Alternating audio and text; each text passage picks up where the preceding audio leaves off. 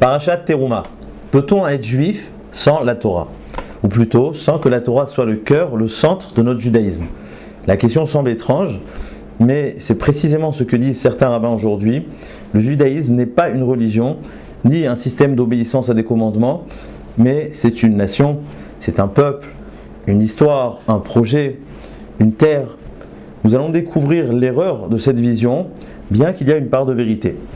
Torah et Eretz Israël, ce sont deux valeurs suprêmes de notre judaïsme, mais on pourrait s'interroger, quel est l'essentiel? Laquelle est essentielle et laquelle est au service de l'autre? On pourrait dire que la Torah est la valeur essentielle, c'est une valeur indépendante. Simplement, le lieu propice pour l'accomplissement, pour vivre cette Torah, est en Israël. Ou alors on pourrait dire inversement que c'est Eretz Israël qui est la valeur suprême, la valeur indépendante, essentielle. Et simplement, il faut avant cela recevoir la Torah pour être en adéquation à cette terre. C'est-à-dire que l'homme doit se parfaire à travers la Torah pour pouvoir rentrer dans la terre d'Israël et rencontrer le divin. Et donc ce sont deux visions. Est-ce que la Torah est essentielle ou alors Eretz Israël est essentiel? Et la vérité c'est que selon la chronologie des choses, en général ce qui apparaît en dernier est le but, la matara, l'essentiel, le tachlit. Et nous savons que dans le récit de la Torah, eh bien, c'est Eretz Israël qui apparaît en dernier. C'est-à-dire que toute la Torah vise l'entrée en Eretz Israël. Donc on pourrait penser à travers cela que le but, la matara, c'est l'entrée en Eretz Israël. Et simplement, au milieu de cela, sur le chemin, il y a Matan Torah, le don de la Torah, pour pouvoir plus tard rentrer en Israël et rencontrer Akadosh Baruch. Mais on pourrait dire inversement que le fait de recevoir la Torah juste après la sortie d'Égypte, c'est parce qu'on ne peut pas dissocier le judaïsme de la Torah. C'est la valeur principale qui vient avant tout. Le fait même de recevoir, d'être juif, de recevoir le judaïsme, ça passe avant tout avec la Torah. Et plus tard, le lieu propice à cela pour se parfaire, c'est Eretz Israël. Donc les deux visions sont envisageables. Évidemment, ça rejoint à notre question de départ. Est-ce que le judaïsme est une religion et le fait d'obéir à des lois, à des commandements, une date, comme on dit en hébreu, ou alors c'est plutôt un projet, c'est une histoire, c'est une nation, c'est un peuple, c'est une terre, etc. Alors vous l'avez bien compris, ces deux visions reflètent la tension que nous connaissons depuis des années entre les ultra-orthodoxes en Israël, les Haredim, et les Dati Leomi, donc les sionistes religieux. Les Haredim donc placent la Torah comme centralité, c'est essentiel, et au prix même d'une certaine déconnexion par rapport à la dimension nationale. C'est-à-dire que le Haredi va se mettre le focus sur la Torah, sur l'étude de la Torah, sur l'accomplissement des mitzvot, tout en diminuant un petit peu la valeur de ce qui est autour, de la vie réelle, de la nation, de la terre, etc. Inversement, chez les Dati Leomi, ils vont mettre donc l'accent sur la terre d'Israël, tout en mettant moins de place, moins de valeur, moins de niveau dans ce qui concerne la Torah, l'étude de la Torah, l'accomplissement des mitzvot. Car c'est quelque chose qu'il faut bien comprendre. Lorsqu'on met le focus, lorsqu'on met l'accent sur une valeur, eh bien forcément l'autre valeur va être affaiblie. Vous savez, moi j'ai entendu certains qui disent, chez les Dati Leomi, vaut mieux habiter en Eretz Israël même sans faire les mitzvot, plutôt qu'habiter en diaspora, en Chutz La'aretz, en faisant les mitzvot. Vous voyez jusqu'où ça va? C'est-à-dire que, alors évidemment il y a des extrêmes, pas tout le monde est dans ces extrêmes, mais en gros il pourrait y avoir des tendances qui penseraient que le principal c'est la terre d'Israël. Alors évidemment il y a un plus lorsqu'on étudie la Torah, mais c'est secondaire. Ou inversement, le principal c'est la Torah, et au prix même de ne pas être en Eretz Israël comme les extrêmes que nous connaissons, les sept mers. Donc il y a ces deux visions. Alors j'aimerais apporter aujourd'hui un apport pour montrer en vérité qu'il y a une part de vérité dans les deux, mais il y a quand même une erreur dans ce que nous avons cité, et j'aimerais donc parler ça à partir du Aaron, donc qui figure dans notre paracha, la paracha de Teruma, où le pasuk va nous parler donc du Aaron, des halachot du Aaron, et parmi les halachot, il y a le fameux verset qui nous dit Ve'evetem et abadim betabaat lased et Aaron. Vous introduirez les badim, donc les barres de transport, si on peut dire, dans les anneaux du Aaron, la 7 est à Aaron afin de porter, de transporter le Aaron. Et le verset juste après nous dit Betabaot à Aaron yu abadim, donc c'est un peu une répétition, ces barres-là vont rester dans les anneaux, lo yasuru mimenu, ils ne devront pas être retirés. Et ce qui est extrêmement étonnant, c'est que cette halakha, qui est de ne pas retirer les badim du Aaron, s'appliquera également lors du Mikdash, c'est-à-dire lors du Mishkan qui va arriver en Eretz Israël, donc qui va s'installer de manière fixe, définitive, et bien pareil, il ne faudra pas retirer les badim. Pourtant, le pasuk juste avant cela nous a dit que la fonction de ces badim et comme étant un moyen de transport, c'est pour transporter le Aaron, d'où la question qui s'impose évidemment, pour quelles raisons vont-ils rester même lorsque le Aaron va être déposé de manière définitive? Puisque c'est juste pour le transporter, donc à partir du moment où le Aaron va être placé dans le Mikdash, dans le Beth HaMikdash, il n'y a absolument aucune raison de laisser ces badim, de laisser ce moyen de transport qui vient nous déranger quelque part à la présence de ce Aaron. Alors quelle en est la raison? Alors certains disent que c'est une manière d'éloigner l'homme afin qu'il ne touche pas le Aaron, etc. Mais j'aimerais apporter l'explication fascinante de Rav Shimshon Raphaël Hirsch, qui nous dit que c'est pour la simple raison de bien nous faire comprendre, c'est une forme de rappel que le Aaron, qui était donc le Kéli par excellence dans lequel se trouvait la Torah, les Luchot Abrit, eh bien ne peut pas être restreint à un espace. C'est-à-dire qu'on ne peut pas restreindre la Torah à un lieu, qui est donc le Mikdash. La Torah est antérieure à Eretz Israël, nous avons reçu la Torah juste à la sortie d'Égypte, et donc même lorsque nous allons introduire le Mikdash, le Aaron, la Torah en Eretz Israël, même à ce moment-là, elle ne peut pas être restreinte.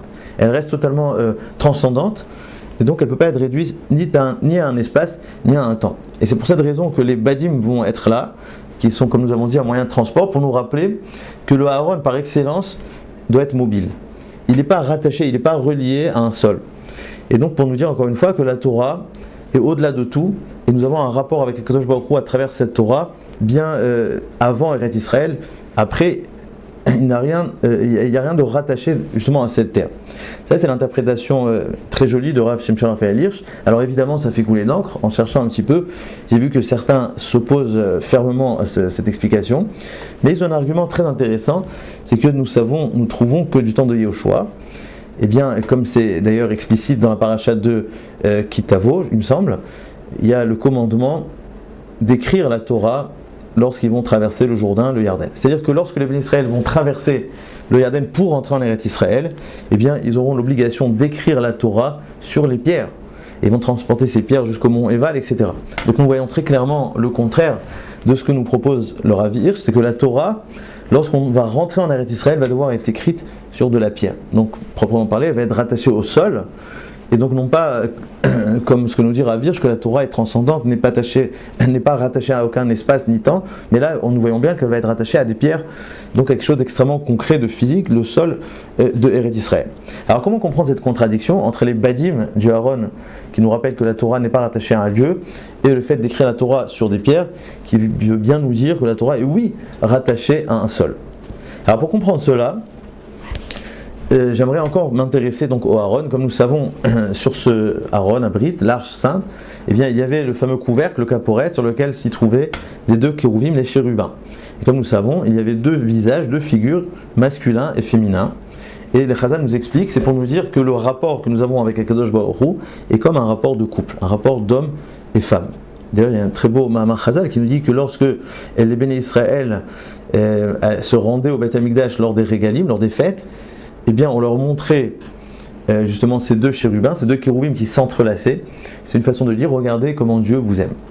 Donc nous voyons ici que le rapport entre Akadosh Baruch Hu et Am Israël est un rapport de couple, de mariage. Et c'est ce que nous dit les Chazal d'ailleurs sur le verset Beyom Chatunato ou Beyom Simchat Libo. Chatunato, donc le jour de noces, de mariage, il s'agit donc de Matan Torah, ou Beyom Simchat Libo, le jour de joie intense, il s'agit de Beth HaMikdash. Donc nous avons deux dimensions de Simcha, de mariage, face à Matan Torah et au Beth HaMikdash. Mais j'aimerais poser la question, pourquoi ces deux moments-là? Pourquoi deux moments de mariage? Pourquoi Matan Torah, Beth HaMikdash? Quel est le sens? Et l'interprétation que j'aimerais proposer ici, c'est à partir de ce que nous connaissons tous lors du mariage, il y a deux parties, selon la halakha, qui sont donc les kiddushin et les nisuin. Les kiddushin et les nisuin, donc les kiddushin on pourrait traduire l'acte d'acquisition, de consécration. C'est à partir de l'acte de kiddushin qu'il va y avoir une exclusivité juridique, c'est-à-dire que la femme va devenir échetish, ce qu'on appelle dans la Torah, donc elle va appartenir, si on peut dire, à l'homme. Et donc c'est la première partie du mariage, il y a bien un lien de couple qui se met en place, au point où la femme est échetish, mais ce n'est pas encore tout. Il y aura une deuxième étape qui s'appelle donc les nisuin, c'est donc le passage, c'est le fait de faire rentrer la femme à la maison. Comme nous savons, ce qui va nous faire passer des kiddushin au nisuin, eh bien c'est la choupa. La choupa, selon la plupart des décisionnaires, c'est de faire rentrer la femme à la maison. Donc c'est ce passage-là de l'acte d'acquisition, de consécration, à un acte qui va être le début, faire entrer à la maison, donc qui va être le début de la vie commune, de la vie conjugale. C'est seulement à partir des Nisuin où il y aura véritablement une vie commune, conjugale, une vie intime, etc. D'ailleurs, si on remarque, les Kiddushin vont avoir lieu de manière beaucoup plus manifeste. Tout le monde est présent, etc. Alors que la vie conjugale, c'est le fait même de faire rentrer la femme à la maison, c'est beaucoup plus discret. Et c'est exactement ces deux passages que nous avons cités avant, Matan Torah et le Mikdash. Matan Torah, c'était devant tout le monde. Tout le monde était présent, c'est les Kiddushin. Il s'agit donc de la première partie du mariage. Donc tout le monde est là, et donc c'est une forme d'acquisition. Et c'est le premier rapport que nous allons avoir avec Dieu, c'est la révélation de Dieu envers l'homme. Et nous allons devenir les siens. Donc il y a un petit peu cette dimension de Eshetish où il y a un lien exclusif, une exclusivité totale et profonde entre les Bnei Israël et Akadosh Baruch Hu. Ça c'est les Kiddushin. Mais là tout le monde est présent, tout le monde voit. Les Nisuin, c'est lorsque l'homme va faire rentrer sa femme à la maison. Et donc on pourrait dire, lorsqu'il s'agit de notre rapport avec Dieu, c'est lorsque nous allons créer le Mikdash. Le Mikdash en vérité c'est justement cette roupa. Nous allons créer un lieu, comme on dit, dira batartonim, nous allons créer une dira, un lieu de résidence pour la Shrina. Et donc c'est précisément le fait de faire rentrer cette divinité, ce rapport-là avec le divin, dans un lieu restreint, intime, caché, qui est le propre des Nisuin. Et c'est exactement ce que nous dit le Ramban, quelque chose d'extraordinaire, il le dit à plusieurs reprises. Il dit que le Mishkan, c'est la continuité de Matan Torah, du don de la Torah. Mais si Matan Torah c'était de manière manifeste, publique, eh bien le Mishkan c'est de manière secrète, Besséter, Yosef, Besséter et Elion. Et c'est exactement ce qui se passe. Les Kiddushin, tout le monde est présent, c'est de manière publique, alors que le fait de le Mishkan, c'est intime, c'est les Chaye Nisuin, c'est la vie donc des Nisuin, et donc c'est un endroit caché. D'ailleurs, il y a une Gemara qui le dit explicitement que le rapport que nous avions avec Dieu lors du désert, lors de Matan Torah, c'était Kekala Bevet Avia. C'est comme une Kala, donc une jeune mariée, mais qui est encore dans la maison de son père.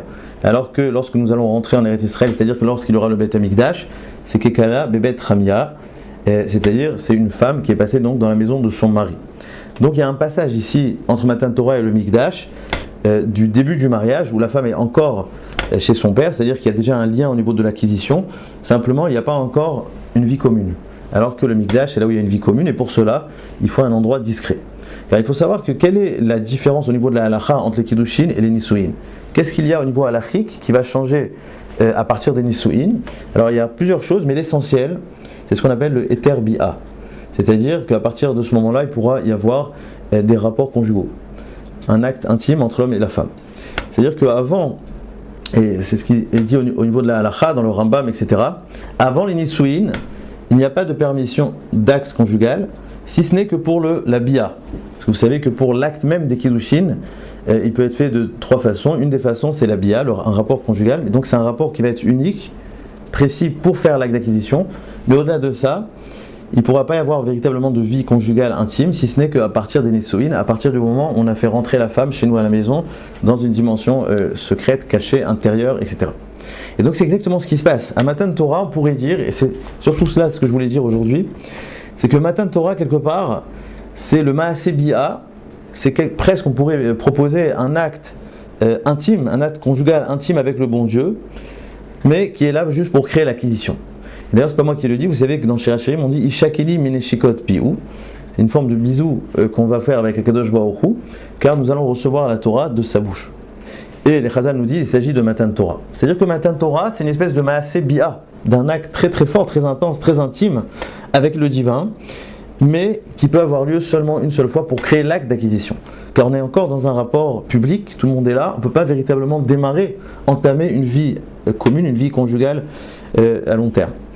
Pour pouvoir entamer cela, nous allons devoir créer le Mikdash, et avant cela le Mishkan dans le désert, où nous allons prendre cette même dimension de Bia, cet même acte, comme on a dit, d'intimité avec Akadosh Baruch Hu, on va le reprendre, comme nous dit le Ramban, dans une dimension de Seter, et donc nous allons le vivre pleinement au jour le jour, à travers le Mishkan, à travers le Beth Amikdash. Donc Matan Torah, c'est la préparation au Mishkan, et nous allons vivre tous les jours ce que nous avons vécu intensément au moment de Matan Torah. Mais là, j'aimerais poser une question centrale, et c'est ça ce que j'aimerais qu'on retienne du cours.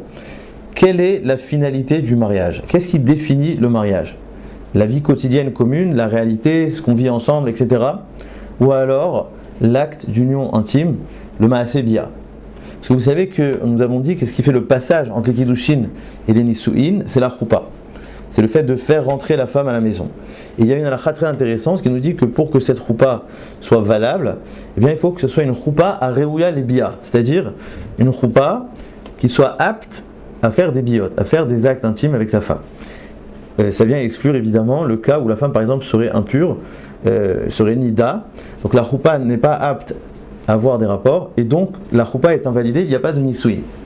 Donc ça veut dire quoi? Et les décisionnaires expliquent quelque chose d'extrêmement intéressant en nous disant que la choupa, l'essentiel donc de faire rentrer la femme dans une maison, l'essentiel des nisuin c'est la bia, c'est l'acte intime entre l'homme et sa femme. Et c'est pour ça que j'aimerais donc reposer la question. Peut-on véritablement définir le mariage comme ma'aseh, c'est-à-dire que ce qui définit le mariage, la finalité du mariage, c'est les rapports conjugaux? Quel est véritablement le sens du mariage? Alors en fait là j'aimerais ajouter un point. En fait le mariage évidemment c'est la vie commune, c'est le quotidien, c'est la vie que nous allons vivre ensemble, c'est tous les moments de vie que nous partageons ensemble, que ce soit à la maison, que ce soit à l'extérieur, les discussions, la vie de tous les jours, etc. Mais alors quelle est l'importance justement de ce ma'aseh, de ce rapport-là conjugal? Eh bien c'est que c'est ça, précisément cela, et seulement ça, qui va définir qu'il ne s'agit pas ni d'un partenariat, ni d'une colocation, ni de deux amis, mais d'un mariage.